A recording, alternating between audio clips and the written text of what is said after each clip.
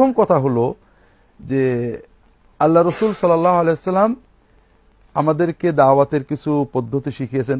প্রথম যে পদ্ধতি, দেখো আমরা যারা হুজুর হয়েছি আমাদের কাছে যুবকের আসতে ভয় পায়, আমাদেরকে অত্যন্ত শ্রদ্ধা করে, হাইবাত। কিন্তু রাসূলুল্লাহ সাল্লাল্লাহু আলাইহি ওয়াসাল্লামের কাছে সবাই যেত। কিশোর যুবক যে একেবারে গোপন প্রশ্নটা করতেও কোনো সংকোচ বোধ করতো না। তার মানে দায়ীর ব্যক্তিত্ব এমন হবে যে যাকে তুমি দিনের কথাটা বলবে সেজন্য বোঝে একটা উন্মুক্ত খুব ভালো মানুষ, এর কাছে সবচেয়ে খারাপ কথাটা বললেও সে রাগ করবে না।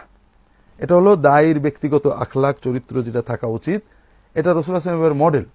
চিন্তা করে দেখো, রাসূলুল্লাহ সাল্লাল্লাহু আলাইহি ওয়াসাল্লাম মদিনার প্রেসিডেন্ট, রাষ্ট্রপ্রধান, আল্লাহর রাসূল সাল্লাল্লাহু আলাইহি ওয়াসাল্লাম, তার কাছে কিশোরেরা যুবকেরা যে কোনো প্রশ্ন করছে, যৌবনের প্রশ্ন, ব্যক্তিগত প্রশ্ন, সব প্রশ্ন করছে, সব কথা বলতে পারছে। দ্বিতীয় হলো আল্লাহ রাসূল সাল্লাল্লাহু আলাইহি ওয়াসাল্লাম দিনের দাওয়াতের পদ্ধতি শিখিয়েছেন, বাশশিরু ওয়ালা তুনাফফিরু, ইয়াসসিরু ওয়ালা তুআসসিরু। যুবকদের জন্য আমরা এখানে দিন কঠিন করে ফেলি।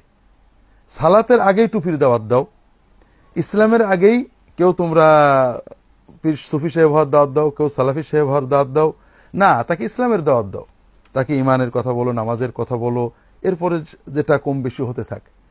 একজন কিশোর টুপি ছাড়া নামাজ পড়লে আমরা রাগ করি, নামাজ মোটে না পড়লে রাগ করি না। আমাদেরকে রাসূলুল্লাহ সাল্লাল্লাহু আলাইহি ওয়াসাল্লাম যেটা যেমন গুরুত্ব দিয়েছেন ওইভাবে। একজন এসে বলছে, ইয়া রাসূলুল্লাহ জান্নাতে যে কি করতে হবে, 5 ওয়াক্ত নামাজ পড়ো, তোমরা জানো হাদিস, রোজা রাখো ইত্যাদি। সে বললে এর উপরে বেশিও করবো না কমও করবো না। রাসূলুল্লাহ কি বললেন? বললেন যে এই লোকটা জান্নাতি, ঠিক না?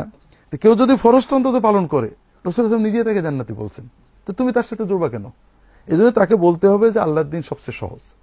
তুমি তো সালাত পড়বে তোমার জন্য, সালাতটা পড়ে ইমানটাকে সহি রাখো, বাবা মায়ের খেদমত করো বা তাদের সাথে ভালো আচরণ করো, এরপরে ভুলভ্রান্তি হবে আল্লাহর পথে চলার চেষ্টা করো। সে যখন বুঝবে দিনটা সহজ, অর্থাৎ একজন লোক 3 কিলো দৌড়াবে, কিন্তু যদি আধা কিলোর পরে টার্গেট থাকে, তুমি এই পর্যন্ত গেলেই চলবে, ও যাবে। আর ওর সামনে যদি 3 কিলো দূরে টার্গেট দাও, সে দেখেই বলবেন না অত দূর তো আমার যাওয়া হবে, থাকার দরকার নেই। কথা বুঝতে পেরেছ? এরপরের কথা হলো যে যুবকেরা অনেক সময় অন্যায় করে। আমরা বাংলাদেশের মানুষ অনেক সময় যেটা দেখি না সেটাকে, যুবকের মাথায় হিপ্পি চুল আছে, কানে দুল পরেছে, হাতে চুড়ি পরেছে, এটা দেখে তুমি খুব মাইন্ড করো, একেবারে পচা, কিন্তু ওর ভিতরে কিন্তু ঈমান আছে। ও এগুলো করেছে দেখে দেখে দেখে দেখে প্রভাবিত হয়ে, তুমি ওর ওই লম্বা চুল দেখে ঘৃণা না করে যদি ওকে ভালোবেসে বলো যে ভাই এগুলো ঠিক আছে, এগুলো ভালো মন্দ আছে, কিন্তু নামাজটা, যত চুল হিপ্পি হোক, প্যান্ট যত ছোট হোক বড় হোক, নামাজটা ছেড়েন না, এই নামাজ আপনাকে আল্লাহর সাথে ধরে রাখবে।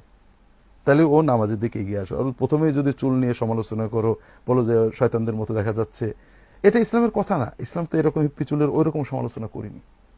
সবচেয়ে বড়, তোমাকে আল্লাহ যে তাকে ভালোবাসেন, তার ইবাদতটা আদে আল্লাহরই জন্য।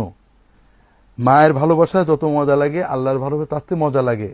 রাসূল সাল্লাল্লাহু আলাইহি ওয়াসাল্লাম তাকে কত ভালোবাসতেন, এই ভালোবাসা তার ভিতরে উজ্জীবিত করো। ইনশাআল্লাহ সে যখন এই ভালোবাসার মজা পাবে, সব ছাড়তে পারবে।